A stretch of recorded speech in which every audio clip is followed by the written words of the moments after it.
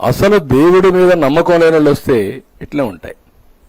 ఇక్కడ బేసిక్గా మనకు కావాల్సిన దేవుడి మీద నమ్మకం లేదు వీళ్ళకు. నమ్మకం లేకపోతే దూరంగా ఉండండి. నీకు ప్రజాస్వామ్యంలో ఓటేశారని చెప్పి దేవుని పైన పెత్తనం చేయడానికి మీరెవరండి?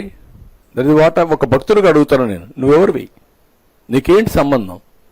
నేను ఇంతవరకు ఎప్పుడైనా మీరు చూడండి, ఎప్పుడు పోయినా కూడా నేను క్యూ లైన్లోనే వెళ్తాను. మాజీ ముఖ్యమంత్రిగా డైరెక్ట్గా పోయే అవకాశం ఉంది, వెళ్ళను. నాకు అదొక భక్తి, దేవుని మీద ఒక నమ్మకం, విశ్వాసం. అందుకే చెప్పాను, నేను ఏ పని చేసినా ఆయన ఒకసారి తలుచుకొని చేస్తాను. ఓకే, నేను మనిషిని, కానీ ఆయన తలుచుకుంటే నాకు ఒక ధైర్యం. ఆయన మాట కింద నేను చేసినట్టు అవుతుంది. చాలామంది అమరు చేస్తూ ఉంటాం, అది తప్పులేదు. ఒక్కొక్కరు నమ్మకాలు బట్టి ముందుకెళ్తారు.